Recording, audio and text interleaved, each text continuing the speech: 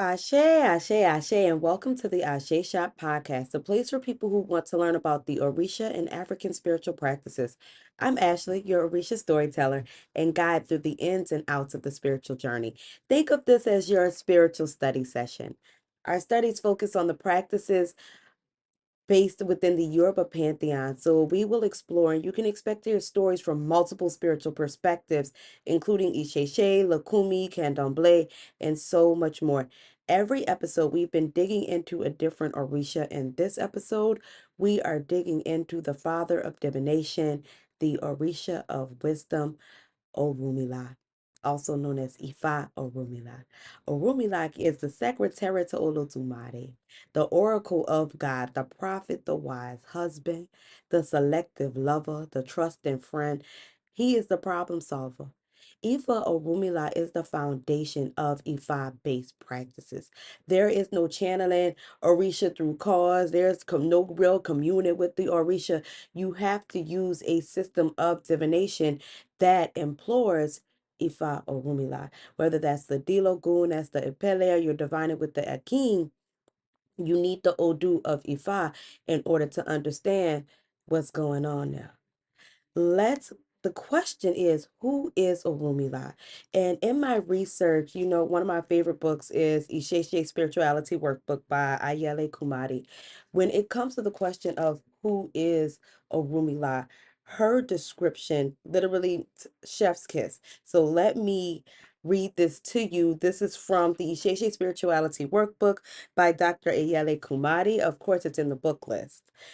She says that we cannot begin a discussion on Ifa without including a discussion on Orunmila. Orunmila is the Orisha of divination and destiny.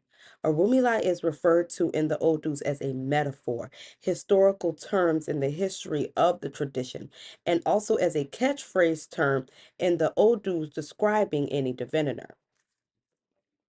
He is described as a prophet and seer because of the ability to see past, present, and future. Orunmila is witness to destiny and therefore knows the life purpose and plan for the lives of everybody on earth. The primordial of Orunmila is Ella, the spirit of light. Divination allows us to access the sacred wisdom of the universe to assist us in decision making, healing, improving the quality of our lives, empowerment, conflict resolution, and problem solving. Those who are initiates to Ifa are called Ewo Ifa, Babalawos, and Iyanifas or Iyalawos. You see that description literally puts the icing on the cake right there. When people tell you that they will practice an Orisha-based tradition or Yoruba or Isheshe, please understand that Ifa Orunmila is the foundation of all of that. Ifa is the tool, the system, and the message. Whether it's Santeria Lakumi, Candomblé, Isheshe, and other African traditional religions, all rely upon this divination system as the foundation to the spiritual practices, values, protocols, and within the personification of Orunmila. We find a prophet, a student, a wise teacher, a trusting friend, a dutiful husband. We learn how to learn from Orunmila to gain the knowledge and experience necessary. And in this episode, we're going to seek to understand a little bit more about the Orisha of knowledge and divination and understanding. So, like Dr. Kumari noted in the passage we just read, the primordial of Orunmila is Ella, the spirit of light. Divination allows us to access the sacred wisdom of the universe again to assist in decision making, healing, improving our lives, the quality of lives, our conflict resolution. The list is long, baby. And that brings us into our first story. Because if the primordial of Orunmila is Ella, it's important for us to have some kind of understanding of what is Ella. So we're getting into our first story where Ella becomes Orunmila, and of course you can find this story in the textbook, The Narratives of Orishas, Spirits, and Other Deities by Alex Kuoko. Let's go ahead and get into story number one. Long ago, in the distant infinite, Olorun was the older brother to Ella. One day, while Olorun was away on a journey, Ella made an advance on Olorun's wives and succeeded in having relations with them. They became pregnant and conceived several children. The children born of Eli's sexual encounters became the wives of Ifa, the women who were given to soothsayers without a dowry. One day, Eli sent his children on a trading voyage for him. When they reached the boundary of Orun and earth, of heaven and earth, Olorun's servants descended upon them and stole everything they had. Eli heard the news about what had happened to his children and said, "Ha, who dare steal from me and my children?" One of his children said, "It was the servants of someone powerful, my father." Eli said, "Ha, no one steals from me and goes unpunished." He took along his best bow and arrow. Later on, when his children recognized Olorun and his followers, they began to fight. They fought for a very, very long time, and people from everywhere came to help Eli. The fight continued for a few days, and on the seventh day, there was a heavy rainfall that soaked both sides of the battlefield. Eli and Olorun were forced to retreat and wait for the rains to pass. The day after their retreat, both Eli and Olorun's servants spread their clothes out to dry. While they did that, Eli sat and watched his brother Olorun, who sat a distance away, just kind of watching him. They did not recognize each other right away because Eli was very young at the time when Olorun had gone away.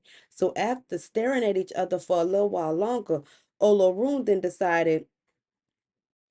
then he did recognize his younger brother Eli, and he ran to him and he embraced him. And that night they ate and they drank together. And when the morning came, they spoke to the servants. They was like, y'all remember how we was fighting yesterday? Well, we ain't fighting no more because Olorun is my brother, and we talked about it and we settled everything. It's not a big deal. Everybody could just go home.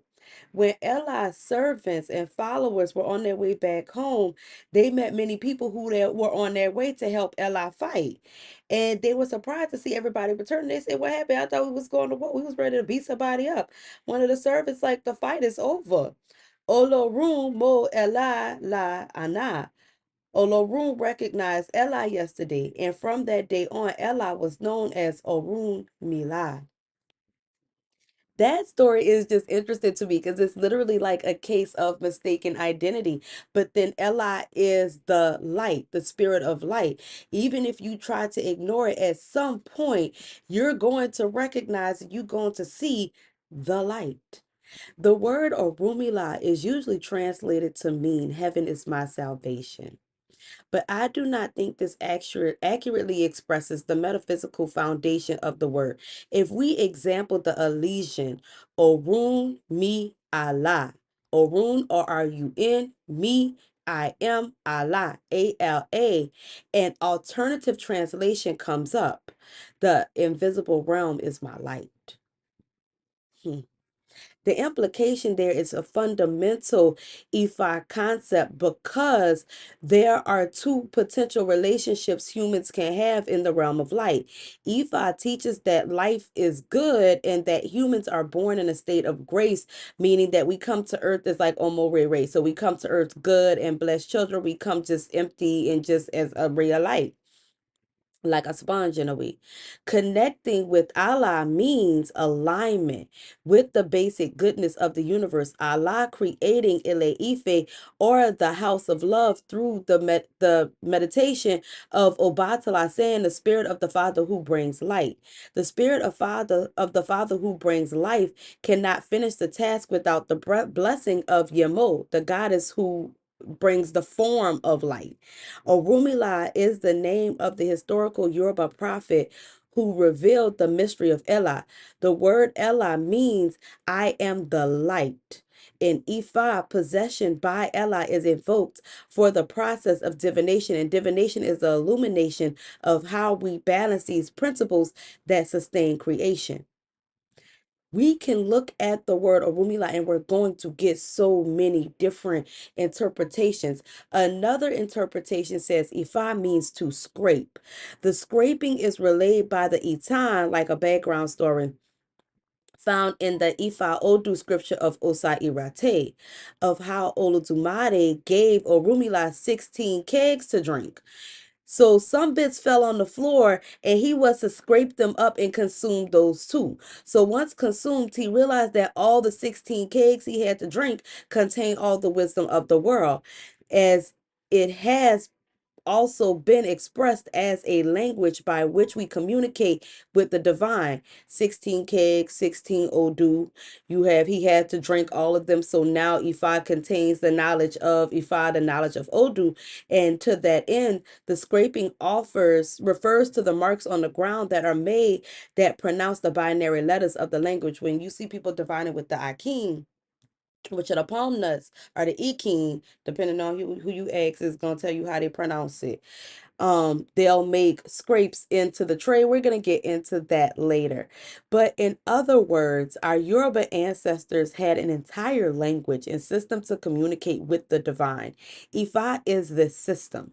The one thing that stood out to me while doing research for this episode is that many scholars and practitioners, they kind of shy away from personifying Ifa Rumila. We get more of an explanation of the system of divination. We get more of an explanation of the traditions and in his tools, but it's really through the stories of Orunmila that we understand the personification of the Orisha of divination. Let's look into his background, and for that, we're going into our textbook by Alex Cuoco, The Orisha Spirits and Other Deities, on page, it's going to be like in the 600s in my book because I'm using a first edition, is 649, but you will find a run-up on Orunmila like you will find with the other Orishas. And here we're going to gain some understanding into exactly where he came from, who he's related to, according to the Yoruba perspective. So, according to oral tradition, Olodumare Olorun sent Ifa Orunmila to earth as a form of a supreme energy to spread his wisdom and give guidance to mankind. According to Ile Ife traditions, Ifa Orunmila was the first companion and chief counselor to Oduduwa, who was the Orisha who was brought down, to bring order, to put everything into place. He lived in a village called Oke Igeti, and later on he moved to Oke Itase, a hill in Ile Ife where a rabbi, who is the highest authority in the field of Ifa divination, lives. It is believed that Ifa Orunmila participated in the creation of the world of man and was the one responsible for resolving man's day-to-day problems and helping people find the right destiny in the path of their head, their Ori.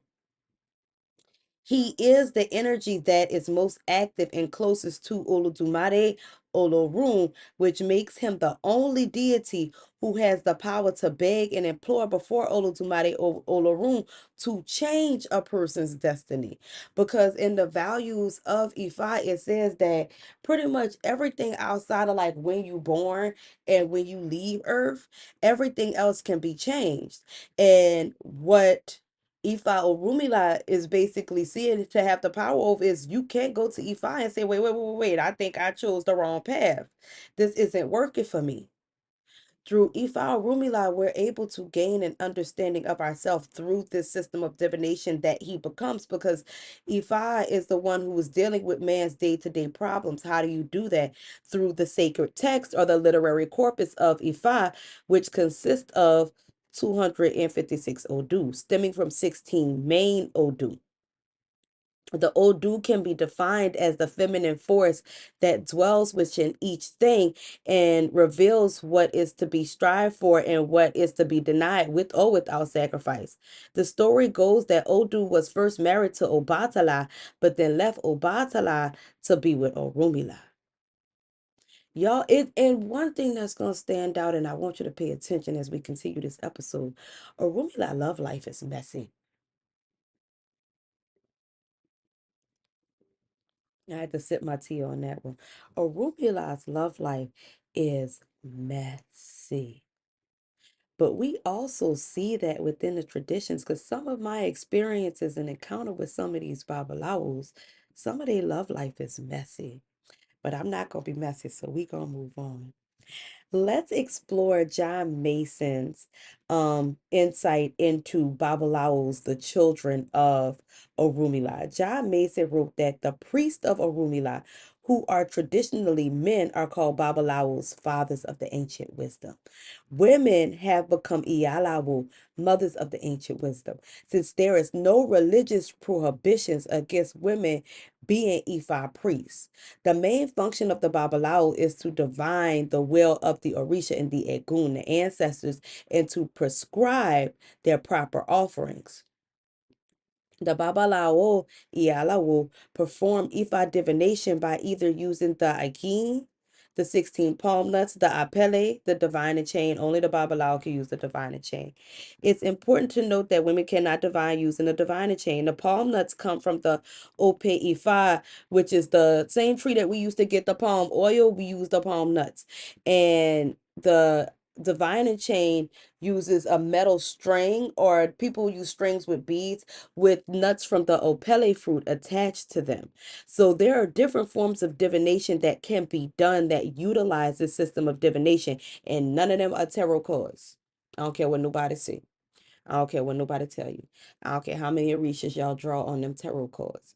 You are not using the tarot cards to channel, to call down, to communicate with the Orisha. You can honor them, you can pay homage to them, you can acknowledge them through these tools, but in respect for the traditions say that this is the way it's done, and that's just the way it's gonna be. So, if you're wondering what this divination looked like, Mason goes on to explain that in order to determine the will of the Orisha, the Babalawo or Ialawo spreads Iye Irosun termite dust on the Opon, which is the divine tree. They will tap the tree with the Irofa, which is a tapper. It'll look different for each person, and evoke Orunmila. There's also bells and prayers and different things involved, but we can't tell y'all everything because some people will use it for evil. The 16 Akin or Apele are singly manipulated or thrown. They reveal the Odu or the sign, and the Fa is scraped into the termite dust and then interpreted so the problem of the petitioner can be addressed in the proper corrective sacrifice prescribed. The diviner and his or her arsenal of rich look symbols and implements and tools, they will answer to the hopelessness and offer whatever is prescribed and need to help this person in accordance with the Odu that comes out, the sacrifices that need to be offered, any prohibitions that need to be made. Keep in mind, without Ifa, there is no real communication with the Orisha. Even if you're using the D Lagoon and you're divining using Elegwa, for example, the Ifa Orunmila, that's still Ifa is still being used. The system of divination being used, the D Lagoon is still, if Orunmila is still being utilized there. So it's pretty much a system where it's like we do see Ifa adapting, and we see people nowadays wanting to have build their own relationship with the Orisha, but these are sacred traditions. And you can't just go making up your own stuff and thinking that it's going to work, because Orunmila is powerful. Orunmila has defeated death several times, which brings us into our story number 2, Orunmila versus Iku. One day long ago in Ile Ife, Orunmila saw something strange lurking around his farmland. He became frightened and immediately ran to his babalawo and was like, hey, something ain't right. Something lurking around, something is going on here. So the babalawo consulted the Ifa and his Ori on his behalf and said, Ifa says that it is a dark presence, and your Ori says that you should offer sacrifices to ward off this dark presence. Orunmila said, what sacrifices should I offer? The Babalawo said, you should offer 2 pigeons, 2 okodo fish, and 2,000 sakaris. Go offer the sacrifice to your Ori, and when you finish, come back to me. Orunmila gathered everything he needed, and he offered to provide the prescribed sacrifices. He then returned to the Babalawo and said, okay, I did everything. Now what should I do now?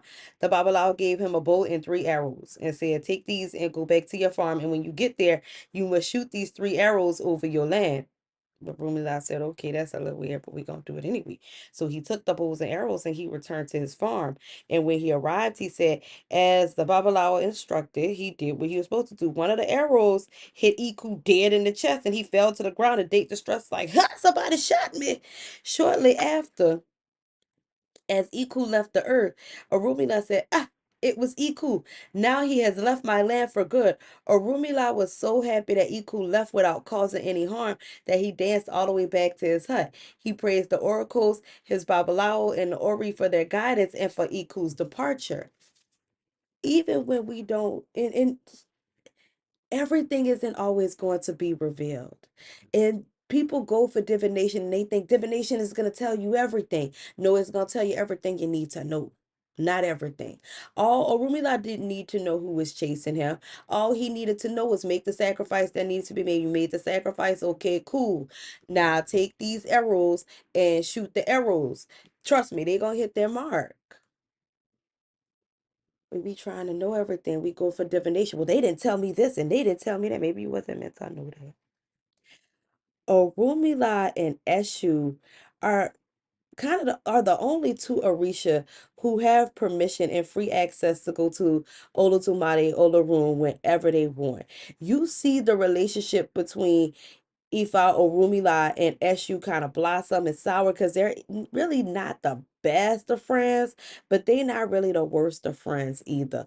Let's get into some of Orumila's relationships with other Orisha because from my opinion, from my perspective, when it comes to the way Orunmila interacts with other Orisha, we don't see this type of interaction with other Orisha. And it's probably because all of the Orisha need Orunmila in order to attain success and prosperity because they need to divine to see what sacrifices they need to make, what do they need to be doing, what do they need to be avoiding.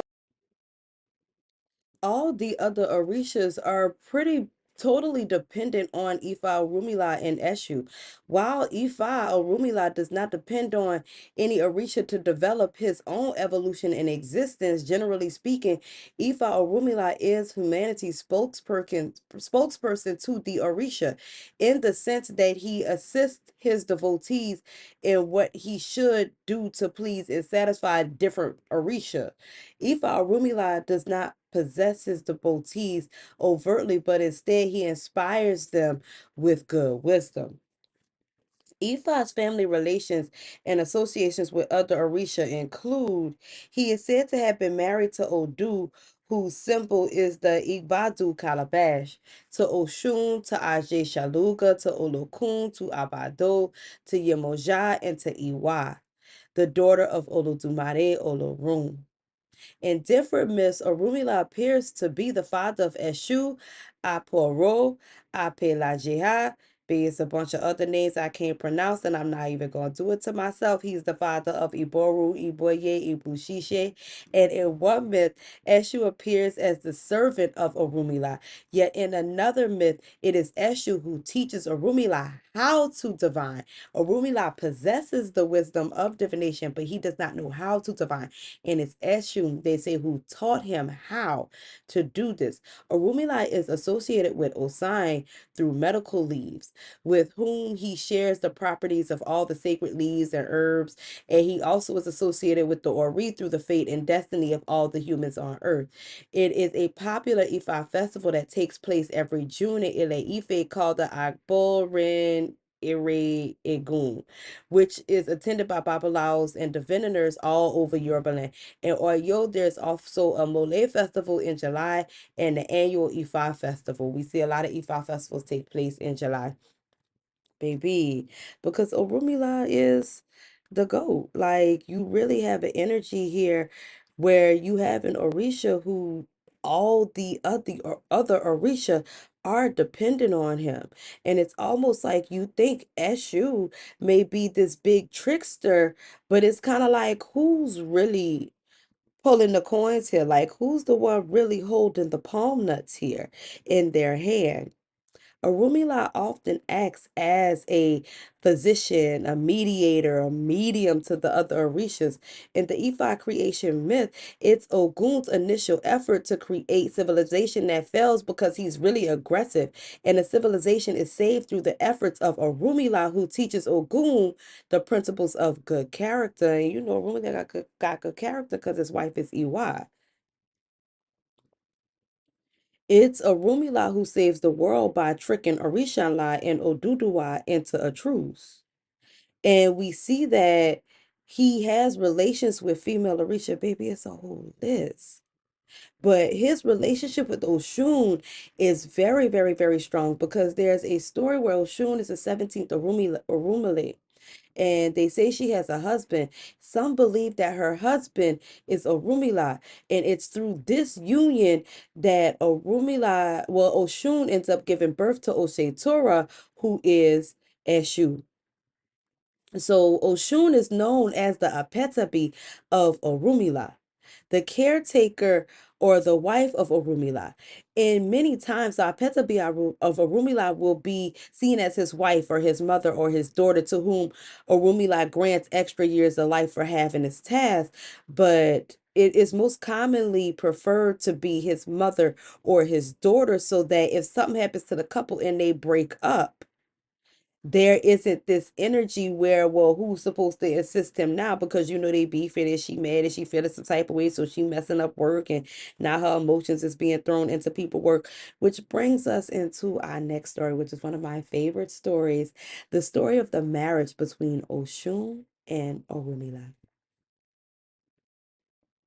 You can find this story in Teachings of the Santeria Gods, The Spirit of the Odu by Ochanilili. Y'all, I've seen this story in like 20 different versions. I don't care how many times I read it or hear this story. Ochanilili's version is my favorite, and I'm going to read it to you so you can understand why this is the best version of this story. So the grass mat was covered with the white sheet, and Orunmila sat there facing his client, an elderly man seated on a low stool. Orumila's wife, Oshun Ibu Olodi, sat in the corner on a soft cushioned chair, awaiting for her husband's instructions. As she waited, she listened carefully to everything he said, and she watched attentively every manipulation of the 16 cowrie shells in his hands. Her mind was sharp, her memory almost perfect, and she remembered every word he said in every reading. Years of service to her husband has taught her the meanings of the signs, and she herself could have delivered the reading he gave. However, even now, she preferred to sit and listen instead of flaunting her own knowledge. From time to time, Orunmila did approach the Odu from new avenues, and these were nuggets of wisdom she wanted to learn. When he was done, and it was time to make Ebel of the mat, Oshun was the one to gather all the needed items while Orunmila and his client waited patiently. He would say, I need 7 plates, Oshun. And she would get up and she would run. He's like, I need a plate with the coconut. I need a plate with the candle. I need a plate with 4 strips of cloth in Oshun's colors. I need a plate with cornmeal and okra. I need a plate with toasted corn and black eyed peas. I need a plate with calabaza. I need a plate with charcoal. I need with a plate with 12 otas, the little black stones with the soul, you know, them little black stones. Oshun nodded her head and went to the cupboard, and before Orunmila could like blink his eyes, she had literally put everything she needed in front of him. She knew the Odu, she knew it was going to be needed, and while she's sitting there waiting for him mentally in her mind, she's already putting this together. So she helps him to perform the Ebo. She know all the songs, she knows all the words, all the prayers, all the motions by heart. For years, this was Oshun's life. Orunmila divined and Oshun assisted. More importantly, Oshun learned as Orunmila was her unwitting teacher. And every day went like this. Every day was like this until the messenger from Oyo arrived. Oshun was cleaning up from an apple and sealing the apple's bag and setting it outside the door when a stranger arrived. He was dressed in the robes of Oyo, surrounded by several armed men, all on horses. And while they remained mounted, and you know, they unmounted, they walked up to Oshun, bowing reverently, and they said, "Is Orunmila home? Is he not?" She was like, "Yeah, he here." They was like, "May I come in?" She was like, You could come in. So she guided the stranger into the house, and everyone, just like in the waiting room, just waiting nervously. Everybody's like, the hell is going on? Who is this man come up here? Obviously, he a servant to somebody. So he walks with this air of just confidence, and he just so self-assured. And only because, it's kind of like he had a purpose to him. So she invited him to sit down, but he refused. He said, I am here on the Oba's business. Shango, the king of Oyo, has sent me. I must see Orunmila as soon as possible. From his workroom, Orunmila said, what is going on in there? So he got up from his mat and he stood in the doorway. And when he saw the man royal dress, he said, oh, come on, we can speak. So when the door closed on Orunmila and Oshun, the messenger, he had his privacy. The messenger spoke directly. He said, the king of Oyo, Shango, has great need of your skills as a diviner. He has requested I escort you back to his compound in the kingdom where the pressing needs that require your advice and wisdom. Orunmila thought about this and he's like, hold on. And he looked in the waiting room filled with dozens of people who had come for his advice and help and elbow. And he looked at his wife Oshun. And or as many days travel away, it would be weeks before I even got back. Who will care for my clients? Asked Rumi. Like, who will watch over my wife? Oshun said, you can't go. I need you here. I need you. Shango will reward you handsomely, said the messenger. Many times over what you would make as a diviner for all these clients. He paused. And do not forget, sir, the fame and celebrity that will come from working at the request of the king. 1,001 thoughts ran through Orunmila's head. 1,001 thoughts ran through Orunmila's head. But at the front of them all was a king, was asking for his service. A king who would pay him handsomely for his work. And word of mouth gets around. He weighed the options of the plain people and they mundane problems. And he was I'm tired of Billy Joe Bob cheating on me. I'm tired of my wife running away. I'm tired of my kids. He was tired of the same old thing. A hint of greed and opportunity flashed in his eyes, and he looked at his wife. And before he could speak, she said, husband, there is no one else here to do your work who will minister for all these people. They depend on you. I depend on you. And how safe will this trip be for real? Her voice was sharp and nagging, but tempered, and she was concerned. Shango is not a patient man, the messenger said. He is expecting you. And there are other doctors and healers and wise men in Ile Ife. They can carry out your work while you are gone. If people do not choose to see others, your wife can reschedule them upon your return. Orunmila sighed. The call of duty from both Oyo and his home was strong. Ile Ife was his home. But in his mind, the promise of riches and prominence from working for a king outweighed the needs of his own people. He said, Oshun, I have to go. It is my duty. And the messenger is right. There are others who can do some of my work. You can reschedule those who insist on seeing me. He turned to the messenger. He said, how long will I be gone? He's like, oh, it's a week. So your business here shouldn't take more than a couple days. You'll be home probably in 3 weeks, if not later. So, of course, I will accompany you back as well for your safety, so you don't have to worry about it being safe.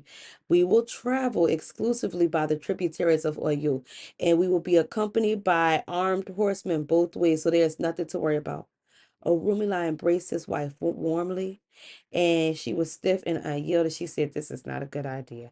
He said, baby, it's only going to be 3 weeks. She said, I'm going to be cool and dry when you get back. That's not what she said. I had to add that part. Orunmila finished divining for those who had come that day. And Oshun packed his bags, and the next morning, Orunmila and the messenger set off to Oyo. And as Oshun feared, people continued to come every day and every day and every day, plagued as they were with misfortunes, and Oshun sadly had to turn them away. She worried every day that she was without her husband, the way a wife worries when she is lonely and afraid. Before the third week ended, the unthinkable happened in Ife. A drought came to the city and all the land surrounding it. It started innocently with like a mild little heat wave, and as a welcome break from it was a welcome break from the sweltering stickiness of summer, But for many days of the planting season, outdoor labor was slow and easy, almost tolerable under the clear blue skies, but slowly the heat grew. And as the days grew hotter, both the farmers and their beasts of burden were exhausted as they plowed dusty soil because it wasn't raining. Soon the earth was sapped, the crops was shriveled and emaciated, and everything was just kind of dying. Fear menaced Ileife like a hungry beast. Panic ate at people's hearts. You know what happened when you broke? It's hard to sleep when you're broke and hungry. And even the rivers ran dry. Civility among the people, like, baby, they became savage and everyone fought over every last drop of water. The farmers came to the diviner's house day after day. When will Orunmila be back? Our crops are dying. The people are going crazy. We thirsty. We hungry. I must see him. I need to make Ebu. I'm happy to make whatever sacrifice I need to make. And Oshun's like, well, he'll come back tomorrow. Maybe he'll be back, And every day that came and Orunmila didn't return, and there were no messages saying that he's returning. Orunmila, look, Oshun was like, husband, Orunmila, you tripping. So by the fourth week, and it's the second week of the drought, when the oldest is sick and the people they starting to die, she was afraid Oshun, Ibu, or Lodi decided to put the 16 cowrie shells on the mat herself, at least to mark an able to end the drought. Everyone in town was there that day, and they fearfully, as she sat on the D Lagoon, rolling from her hands up to the mat, she trembled. She was scared. She's like, baby, what if I make a mistake? I don't know if I'm doing this right. I don't know what I'm doing. She's like, what if I really don't know what I'm doing? I could just make things worse. But carefully, she remembered everything her husband did as she marked the Ebel and she marked the sacrifice, and she was hoping that she would end the drought at Ileife and the surrounding villages they were facing quickly. She set each farmer to work on the offerings that had to be made. The next day, the rains came, and soon her home was filled with people needing help. Only this time, they said, baby, we know Orunmila not back, Oshun. We came to see you. And at first, she tried to turn them away, but as the day continued, the numbers increased, and confidently, and with her first success in divination, she was like, okay, I could do this. So soon word spread around the land, and Oshun was a great diviner herself, and she claimed her skills were equal to those of her husband. I don't know if she said that, but somebody said that, baby. So Oshun spent the bulk of her days working on the mat with the D Lagoon, and for another week, with no sign of Rumila and no sign of his fate, she busied herself as a diviner and lost herself at work. The many fears she had about overstepping her boundaries melted away as she became more secure in the art of divination. After 5 weeks, Orunmila returned to Ileife. His bags was fat with gold and cowries, and he was well rested after he enjoyed his leisure time in Shango's palace in Oyo. His fame in Oyo grew, and people loved him. He's like, people love me in Oyo like they love me in Ileife. All my love me. Look, he was feeling good about himself when he walked in and he saw the line wrapped around the house. He was like, oh, look, they waited for me. They knew I was coming back. And he's like, damn, it's overflowing. They ain't never. They usually don't be this many. Damn, we must let me get ready to get back to work. No one even acknowledged Orunmila as he walked into the house. He's like, y'all don't even recognize me. This is my house. I thought y'all waiting for me. And he hear everybody talk about miracles. The miracle worker, Oshun, the miracle worker. He said, what Oshun? My wife, Oshun? I know they ain't talking about my wife.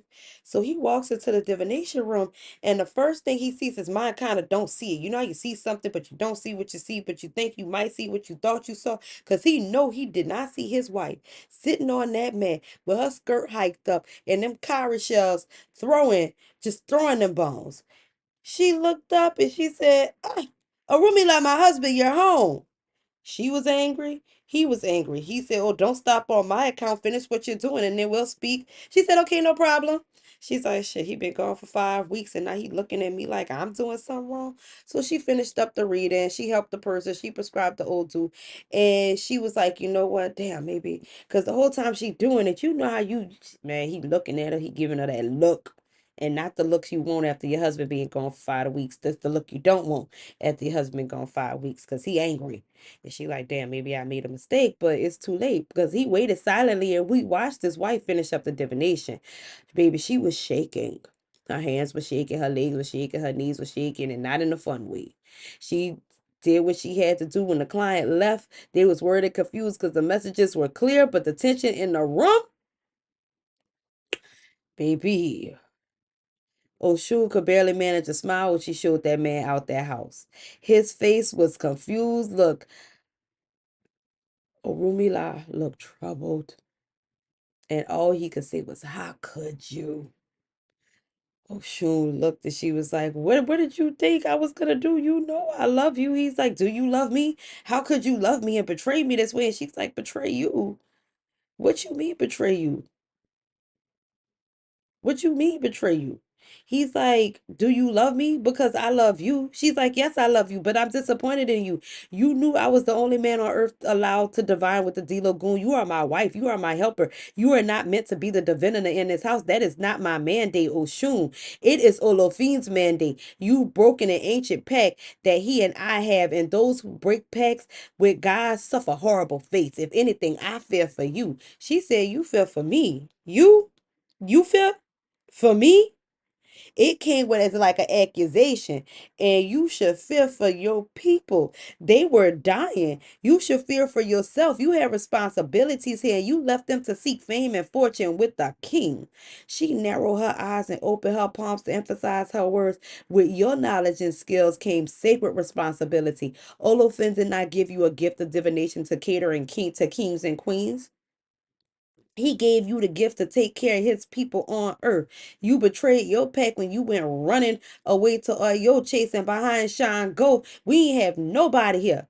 And Orunmila said, for you, my own wife, to reprimand me in my house and tell me what my responsibilities are?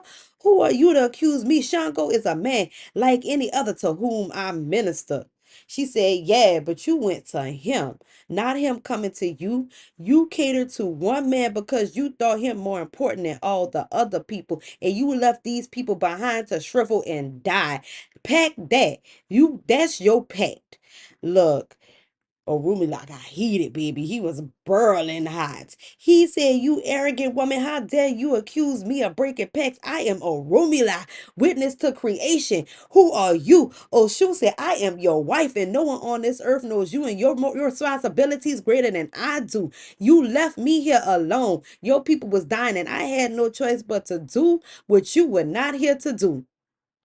Maybe that was the wrong thing to say, because inside of Rumila snapped and his ears went pop, and he didn't hear nothing Oshun said, but his body tensed up and he went void of expression, and Orunmila walked to her slowly, and she found herself backing away from him defensively. Every hair on her body was rising with cold shivers. This was the same metallic fear you feel when you see a snake inching, like watching you towards the grass. Baby, she felt like a snake was walking up to her. He had her back against the wall and she couldn't run. And Oshun just resigned herself to whatever her husband was about to do with her. And he spoke one unintelligible word. And the whole room melted away. Everything went dark. And Oshun woke up on the floor of Olofi's palace. She lay on the floor looking helpless, like, oh, let me just be the damsel in distress that I am. And she ain't say nothing. She just let Orunmila go ahead and talk and say what he had to say. He was like, Father, this is treason. I did not mean a woman cannot divine. Yes, I do love her, but Father, you promised me the D Lagoon was mine alone. And Oshun just kind of laying there quiet. Baby Oshun, Olofi looked at Oshun. He said, Oshun, come to me. And she got up all nice and demure, and she like tiptoes over to Orunmila and she bows. I mean to Olofi, and she bows to Olofi, and she was afraid to lift herself up. Orumila's edged with strong hands touched Oshun's shoulders, and she rose, and Olofi embraced her. And he sat back looking at Orunmila and looking at Oshun. He's like, y'all know we do got a serious problem here. And before he could finish, Oshun just burst into tears. He's like, oh my God, Father, I know I'm so sorry. I ain't mean to betray my husband. I only did it because I had to. I ain't know what to do. I just love everybody. I just want to help everybody. I ain't want to see the people suffer. I didn't know what to do. He left us. She looked at her husband with blurry eyes and she's like, I'm so sorry, husband. I didn't mean to betray you. I just wanted to make you proud of me. She's like, whatever punishment Olofin has, I will accept without complaint. I will bear this burden honorably. He said, Olofi said, what punishment, Oshun? He looked at her. He said, there's no punishment to be had. The universe is a marvelous place filled with infinite possibilities. It isn't about right or wrong or punishment. It's about evolution. I have made up my mind, Orunmila, Olofin said. The D Lagoon no longer belongs to you, and you are never to touch it again. The shells, you are never to touch the shells again with your hand. I'm giving it to Oshun. Orunmila said, what? But, what? He said, what did I do to deserve this? He said, nothing. I'm giving you another gift. I'm going to give you something else since you want something of your own. The air in the room seemed to thicken and shimmer as Olufin held out his right hand and his fingers curled the and palm faced forward with the flicker of light. The ashe moved and flared across his palm. When the air again thinned and the lights were gone, the old man held a curious chain with 8 little golden discs on it. This is yours now, Orunmila. I call it the Opele, the divining chain. As with the Kairos, you can access the 256 Odu of creation and improve the lives of those who have come to you for help. However, there's one benefit that the Dilogun does not have. Reverently, the diviner shook the chain and was offered to him a thin current, almost electrical, tingered his fingers. The chain had power, and just for a moment, Orunmila thought he heard the voice of Oludumare singing in his goal. Ooh, what benefit is that? He said, the Dilogun has a flaw in that you have never encountered. It can refuse to speak in a shadow that is but is not an Odu, Opera. All mouths can touch the mat when you cast the Dilogun, but only the blank sides face heaven. When that happens, the Dilogun refuses to speak. In your hands, Orunmila, it will never refuse to speak. In my hands, said Oshun. She said there are times that it will refuse to speak to you. The Opele does not have that flaw. The Opera is not a possibility with its castings. So what do I do when Opera comes? Said Oshun. He said, well, you have to go to your husband and ask him for help. She's like, okay, cool, I can respect that. He said, one more thing. Orunmila said, what is it? His eyes on Apele. As long as you are married to Oshun, you are responsible for teaching her what she does not already know about the D Lagoon and its mysteries. You have higher mysteries at your disposal, and it's your duty to make sure that you left behind what is not left behind what is not forgotten. Oshun and Orunmila remained married for many years after this. However, their marriage still really wasn't the same. So it was just a matter of time before they grew apart, and the Orisha ends up going their separate way. But we know from other stories and Patakis, baby, that Orunmila could not get enough of Oshun because he kept going back again and again and again and again. Orunmila has knowledge of the beginning and ending of all things, whether these are secret or not. He is present from the very moment of creation. Call yourself world, humanity, nature, the stars, the individual birth of each person who brings him the code of what has agreed before Olodumare of this destiny. But we also see within Orunmila a level of ignorance to where, yes, he is this like all knowing, but even there are things he doesn't know about his own path. There are things that he has to experience in order to learn and understand. Orunmila is the Orisha of knowledge and divination, but we see him quest for knowledge. We see him seek knowledge. We see him go after knowledge with everything that he has. It's like a constant search and a constant quest, like knowing he doesn't know everything, and he doesn't hesitate to sit down on the mat and divine to find the solutions to his problems and see a way through. Orunmila in Santeria is also known as Orunla. So you heard of the Mano de Orunla, which is the hand of Orunla or Rumila. Along with Babalaos also call him Ifa, a custom bitterly criticized by Yoruba scholars who oppose the identification of Orunmila with the divination system.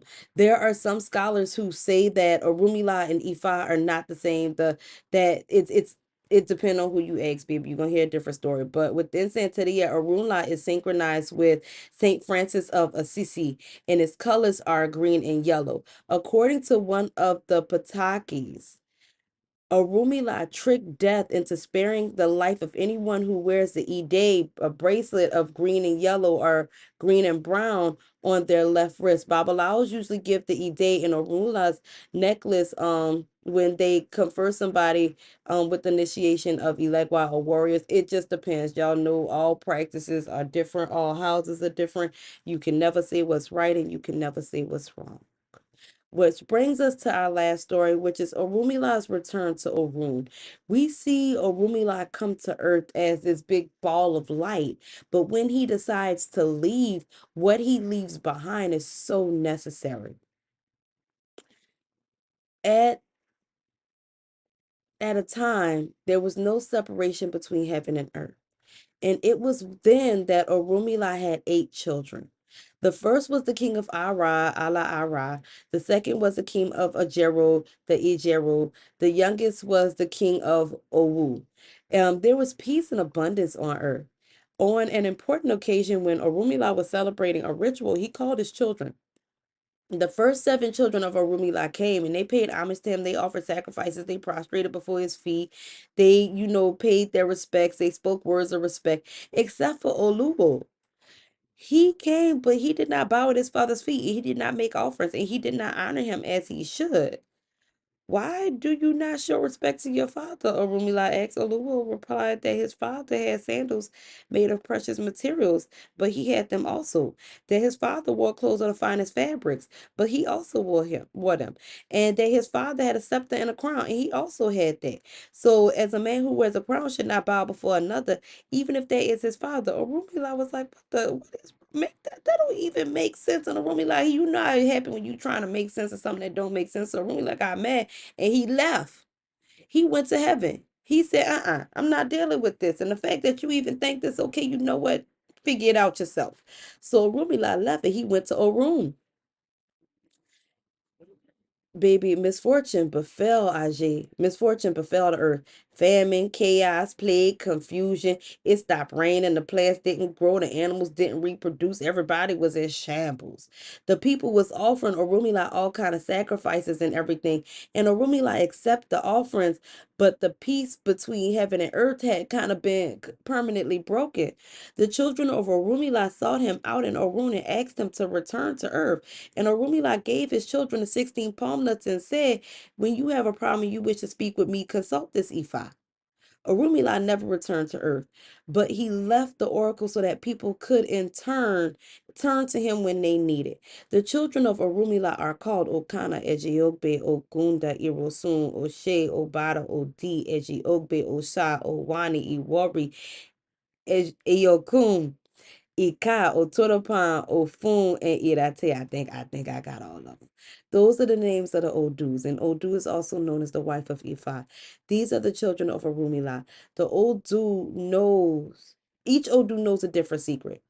Each one speaks of birth, another one speaks of death, one speaks of business, another one speaks of abundance, another one speaks of wars, another one talks of losses.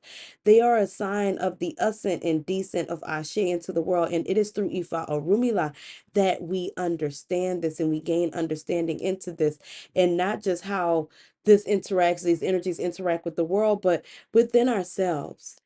I hope that learning about Orunmila helps you to understand why knowledge is important and why the quest for knowledge is important. It was Orunmila who taught Oshun the 16 cowrie shells of divination. He is the powerful deity who knows the secrets of the Iyami. It is he who knows how to tame Ajay. Eshu is the loyal companion of Ifa. It is Ifa who guides those who needs answers in their lives. Ifa whose wisdom is infinite, the father of secrets, the powerful diviner, the prophet, the sage, the storyteller, the teacher. Ifa Orunmila, my very form of Ifa Orunmila. I hope you enjoyed today's episode. You can find the resources used today in the description, and of course, these books are in the book list. You can find that at theasheshop.com, where you can also register for classes, book an individual session with me, or anoint your body with our